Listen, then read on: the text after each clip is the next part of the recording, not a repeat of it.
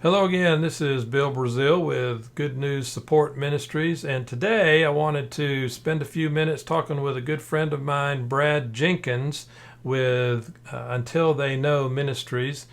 Brad and I have known each other for a number of years, and I'll have to ask him. I was trying to remember the other day how we first met up. It must have been a mutual acquaintance, but I can't remember the exact story. Hopefully, Brad will remember. But anyway, Brad serves in the Dominican Republic primarily, but he does live here stateside in Birmingham, Alabama, and that makes things kind of difficult these days with the coronavirus and all that's going on around that. And so, wanted to check in with Brad and see how things are operating and the changes that he's had to make as part of all this. And so I'm looking forward to seeing what Brad has to say. We hadn't talked or chatted in a while, so let me bring Brad in and we will find out what is happening. Just a minute here.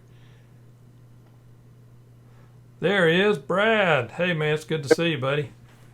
How you doing, Bill? It's great to be seen, and good to be with you tonight. I hear you. I hear you. So, do you remember how we first got together? I mean, I know Brad has always been a good mentor for me as I'm kind of a part-time, I guess you could say, a part-time missionary, but Brad is full-time, and and like I said, he lives here stateside. But Brad does a lot of interesting things to help support his ministry, and I view him as not only a missionary but also an entrepreneur. And we have gotten together on a few things. One of them being the water purification systems, and that has been a neat way to be able to reach out to communities in other countries and get some time to share with them. And so, but do you remember, Brad? How did we first meet up? Yeah, I think our initial meeting was through Nations Outfitters and Lisa Ann Muir Taylor. Okay. With they had been doing some things with us and connected us through Briarwood that way through the school and through mission trips that you were putting together. So Right. that was initial connection, and then we continued to stay in touch and to talk and to pursue what God may have for us to do together. So That's right. Yeah, Lisa Ann came with us several times to Nicaragua, and a number of her kids also were part of those Nicaragua trips. So, yeah, that makes sense. I remember that now. That was a good mutual acquaintance that brought us together. So, um, yeah, yeah. So, and Brad, what? I'm sorry. What'd you say? I was just going to say they've done several trips to the DR with us and been great partners for our ministry as well. So great family, great connection. Yeah, yeah, they really are. So, tell me a little bit about how things have changed for you and operating out of Alabama to reach down to the Dominican Republic. Have you been able to make any trips down since COVID-19 broke out, or what's been happening on that front? We actually had to pull our any staff that were on the ground there at the time out and cancel all of our team trips for the spring and summer. Damn. It's been really a closed nation, just no travel in and out of the DR until recent weeks. They've opened it back up. But with the nature of things, the last thing I want to be responsible for is taking the virus into a community that's in extreme poverty with very little medical care and ability to get it and living in close proximity. I don't want to have that on us as an organization or Sure. myself personally. And they're having a really hard time with it too. They're seeing a spike currently. They are back to closing down a lot of things in the Dominican right now. Although they haven't closed the borders again, there are some really strong restrictions there, same as what we're seeing here in the States currently. So Right. definitely has changed the way ministry has happened this spring and summer, for sure. We have seen, you know, a real change and shift in what we're doing and how we're doing it. And it's been, for me, it's been an opportunity. I guess, you know, ingenuity comes out of desperation or whatever. There's a lot of different quotes around that, but you know, really just having that inability to do teams and trips, and that being such a point of deepening relationships for us, and giving churches and giving the communities of the DR a chance to connect and be encouraged by a short-term trip with long-term impact. That has shifted. So being that we can't do it, we have been put in a place to be creative and try and think of some other ways, much like the local church here in America has tried to think of creative ways and different ways to connect with their people. We've done the same. And our staff, you know, God has blessed us with 43 staff in the DR that are doing an incredible job. They're led by a core team of folks that are committed and really excited about the calling that God has on their life. They don't see it as a job; it's a calling for them. It's whether they're a community liaison, or whether they are a pastoral care person, or whether they're a translator, or just a logistics person and moving stuff from one place to another. They all see it as a calling and as a personal ministry to be a part of what UTK is doing, and Somos Sancocho, and that is critical to the success of this time. God has developed that team, and He's also given us deep relationships with one another and deep relationships in community, and that has really been critical during this COVID-19 response. Sure. Their connection relationship wise, and we've seen some avenues grow, and that things that we probably never would have tried have become really neat things that God's doing right now, and that's exciting for me. Yeah. So, have you been able to stay in communication pretty close with the folks? You say there's so many down there on the ground, the locals that are able to continue with the ministry and the works going on. How do you best communicate with them? Well, we, you know, technology, the same way we're doing right here, whether it's Skype or what, or Zoom or whatever. We have been able to stay connected. WhatsApp is a tool that's used there locally. That's how they talk to one another from one home to another. Is a great vehicle for them. So we have utilized WhatsApp as a tool. It's large groups in messaging and things like that, and so we've been able to connect with pastors in these communities using WhatsApp. We've been able to stay in touch with our staff using Facebook Messenger and WhatsApp and video talk conferencing and Skype as well. We have seen them on the ground use those tools as well to get into communities that they weren't able to visit because of lockdowns. There have been more strict lockdowns there than there have been here, and at different times in all of this, and these tools have become such a useful thing. And so that's been my main way to stay connected is you know, being able to have a conversation and actually see these pastors face to face and share videos back and forth to encourage them, to pray for them and shoot that message to them through WhatsApp, and those kinds of things have been a great vehicle. And it was honestly, it was things we did from time to time. Some of it we had never done before, but this has created a new environment and some new practices that we have at UTK that are great, and I think will never leave us. Right. So that's kind of opened up some new doors for you to, I guess, work with them. Obviously, it doesn't take the place of being able to be on the ground with them, but it sounds like you're thinking once things do get back to a point where you're able to spend more time down there, you'll continue to use these kind of communication tools since you're not there 100% of the time, I guess. Yeah, we definitely will. We've used some of it before, but there's some new things that are going on that we'll continue to utilize. One of the things that has been neat is is we have allowed teams to connect with the communities that they were scheduled to go serve.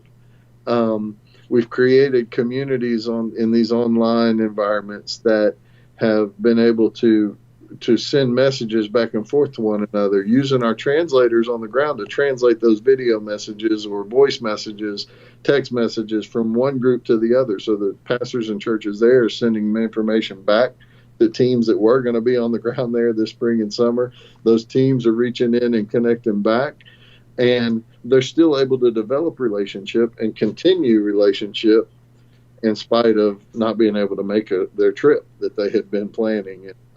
And we've seen those churches and those partners really take a hold of that. And it's been a neat thing to be a part of. Well, that's great. So how are you anticipating your programs and the people that have been involved from the States? How are you anticipating or looking forward to that ramping back up? I know it's kind of hard to tell because we're all in, plan C, D, E, and F, and not really knowing where things are going to lead. But you've got to have some sort of idea on that, I guess. Exactly. I think there's a season of life here in America that we're just not real sure where we're all headed. I think that ministry, period, is going to change as a result of what's going on. I think church ministry, I think missions ministry, all of it's going to change. I think people may be at the backside of this a little more hesitant to jump on a plane and run somewhere to another country. They may, it may be surprised and people aren't impacted that way, but I think we will see that impact. I think you'll see different kinds of programs and opportunities that surface, like using the internet as a tool, more effective tool. Everybody's become more comfortable with video conferencing, and that is going to be a more common thing. And places, in the DR, they had never used some of those tools. Those have never been available to us, but they have found them during this time. And these pastors have sought out and learned about different tools that are out there and utilized them. So them having the app or having whatever it is that then allows us to continue. So I could literally do a pastors conference from right here with all these pastors online now, and with them having access to these apps and the ability to use it, it's something that is a neat thing, and we can do that. So I see that being part of the future. I see being able to do discipleship. Hallie, who is one of our staff here, she travels back and forth and spends a lot of time on the ground, leads women's discipleship there and leads our team ministry. She is full-time UTK, but she's been able to continue discipling our women staff and in these communities through these tools. And, that's not the same as being face-to-face, but I'll take it, nothing, right? And it still maintains relationship. They're not going to feel like they're strangers after months of being away from each other because they've been talking like this. Exactly. And it's a great thing. That's going to be, that's without relationships, without that depth of opportunity to spend time together. As missionaries, we don't have a whole lot if we don't have relationships with the people that we're walking alongside of. And we've got to maintain relationships. They're critical to our success. So it's been great to have these kinds of tools available to us during COVID. I don't know where we'd be without them, honestly.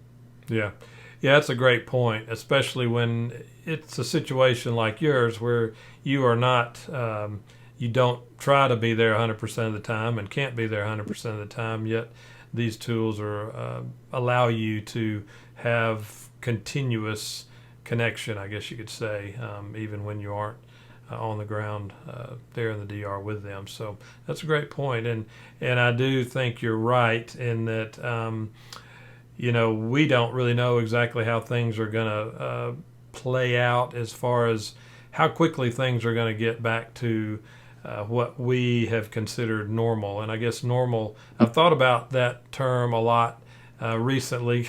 we want things to get back to, quote, normal, but what really is normal? It's just kind of a state of mind, I guess. But in reality, things just move forward, and they're continuing to move forward, and it's up to us to, I guess, adapt to that as best we can, so that we can make the best use of our abilities and God-given talents to continue on with ministry and missions. And I do think you're right. It's going to take longer than we probably think for people to be comfortable going to other countries and doing missions work, short-term missions work, like we've been accustomed to. It's just people are going to be a little more hesitant. I'm afraid, and it's going to take more work to get them back. Yeah, and Bill, the great thing of all this, I think some of this is that normal, right?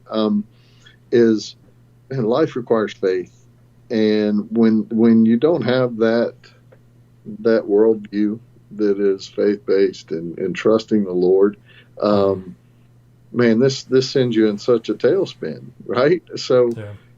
We both know in these communities that we get to partner with in the DR are full of people who don't have their faith placed in the Lord. And that opportunity that's sitting in the middle of all of this has been the greatest part of everything, is that people are looking for comfort. People are looking for answers. People are looking for something to help them make sense of this world. The chaos that's in it right now, but this disease in particular, or this virus, this illness in particular, and man, what a platform to show up and provide. One of the things we have been able to go into community to do is to bring food and water, right? This filtration systems and a week's supply of food. We have been distributing 470 families with a week's supply of food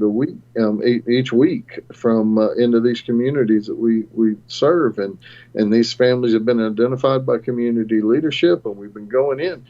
But we consistently show up to bring grace and love in those ways, but we also are showing up and we're bringing word, right? We're bringing scripture, we're bringing the gospel with us.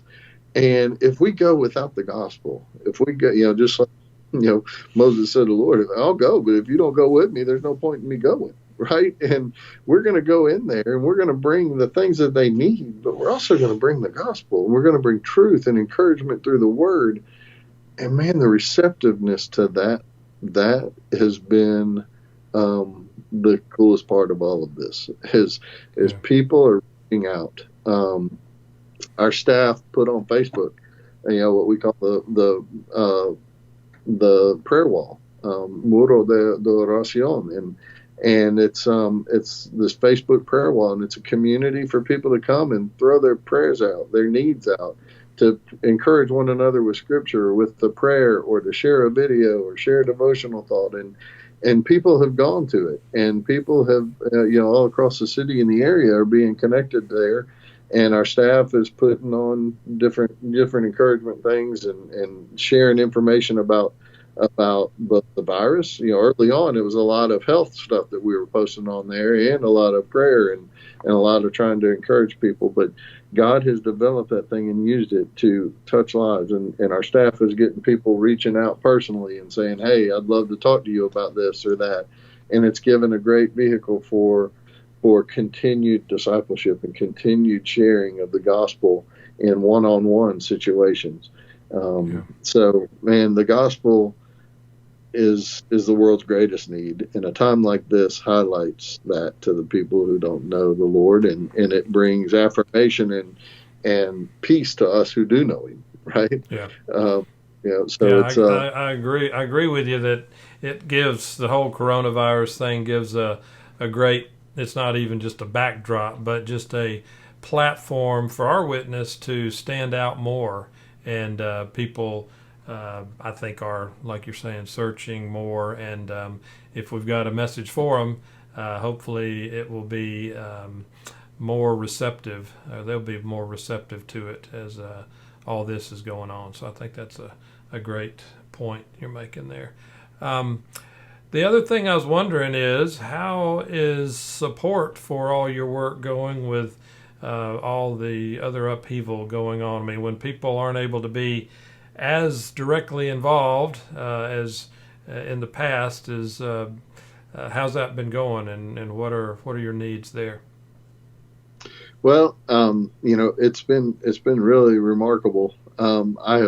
I've talked to a lot of churches. I've talked to a lot of partners who are in, running other ministries, a lot of friends, and the one thing across the board that I've seen is the church has continued to be faithful in giving. We have had a little bit of maybe where we've had a little bit of a dip, we've had increase other places, and it's been neat to see. We really have not taken a big hit on the financial side of things, and we've embraced. We've been able to take funds that churches had committed to their trip, and they have been gracious to say, "Look, we're not going, but there are needs there, so we want to take." Those funds that we had already paid and just apply them to the needs for feeding families and getting water filter systems into homes and communities. And so that's a huge thing. We've been able to publish and put out some things that are going on and had great response to that. With giving, the COVID Giving Tuesday drive that we did, it's been, I guess, a couple of months ago now. We had a huge response to, and God has been providing. The other thing you mentioned, just some other things we do, is we have a cell phone repair business here in the Birmingham area that God has really taken care of through this as well. We've stayed open every day. We have seen, actually, last week we saw a record day for this business. And, those are unexpected things that are going on right now. And it's been neat to watch God continue to provide. We prayed, just keep us open. Let us pay the guys and keep us open and keep us moving forward. And we haven't had that business very long and thought, man, this could crush us, but we know a God, right? And, He has continued to be there and continued to bring customers to our door. And there have been days we're thin, but we have stayed afloat and provided. So it's been neat. That's neat. So once again, the entrepreneurial side of you has been coming out, it sounds like, with all this going on. So I didn't know about your cell phone repair business. So it's great to have a team of people around you who are, our board is great and they push us and they're creative and we're willing. Maybe we're desperate enough to just go through whatever, but no, we're willing. And I know that part of our message in the DR is you don't need to be sustained by Americans or foreigners coming in here and providing for you everything. Yeah, and true. If that's the message, then we need to echo that in what we're doing in the States. So we can't be just waiting for churches to fund us completely. And we can't just, follow, in essence, early on in our ministry, pastors in the DR were asking us to support their ministries and missions that they had. And we're telling them, that's not best for you. And then we were coming home and running to churches and asking them to support our ministries and missions and expecting a different answer. And we realized that, I was convicted really, years ago that we've got to diversify how we're supported. We've got to look for ways and avenues that will bring in income, as well as having support come from individuals and churches and be more diverse in where our funding is coming from. And it's taken we've taken some different runs at different things and got, some different avenues that income's coming in, but it's I feel like God's honoring what we're doing here. And I know, we're not getting wealthy in any of this, but he's providing for the ministry in the DR, and he's built a team and giving us opportunities and putting things in front of us constantly that if we will just be faithful, he's going to provide. So yeah, amen. That's great. That's great. Good to hear. So to try to wrap things up a little bit, you had sent me a video that's a couple of minutes long, and I thought we could play it here at the end. And you want to intro it just a little bit and kind of let people know what this video is about? This video is just it's one of our staff guys, Miguel. We call him Kanungo, and this is one of the videos that was posted to the prayer wall. Actually today it was posted. So he's just reading a verse and giving encouragement out of this verse that it's Romans. I think it was Romans 8:18 but anyway, he's just giving an encouragement out of this verse and hoping to have that pique interest of folks to reach out and for those who are needing that encouragement today, they were given that through his short little Devo thought. Okay, great. Well, let me pull it up here and we can play it, and then we'll wrap things up in just a minute after this finishes.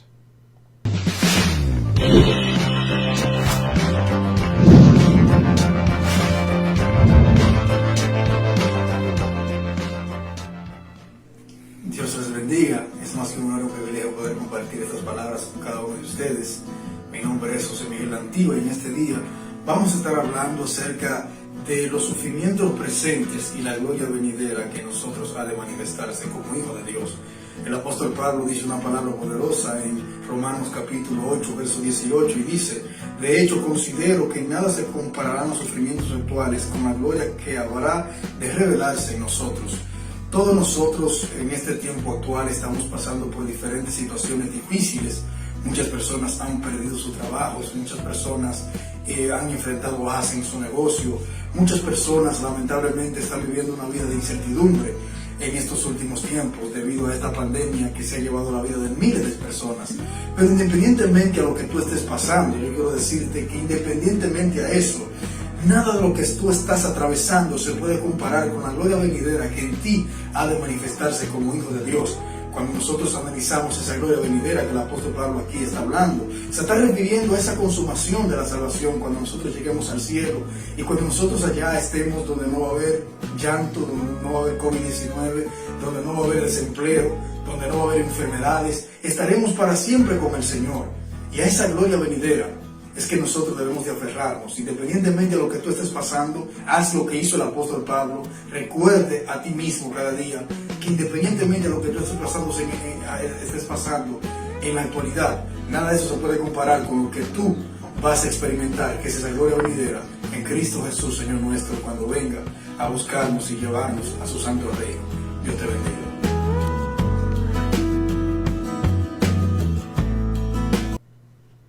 So it helps, I guess, if you know a little bit of Spanish, but still I think you get the idea there, and that it sounds like it was straight from the Dominican Republic as of the last day or two, right?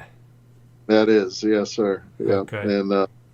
And knowing Spanish is helpful in that context, but we've got some things they've done in English as well, which is cool. So, it's just neat.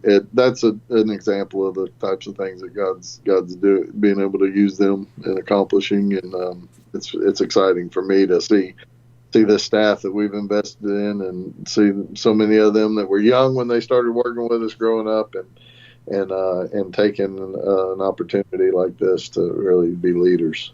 Absolutely.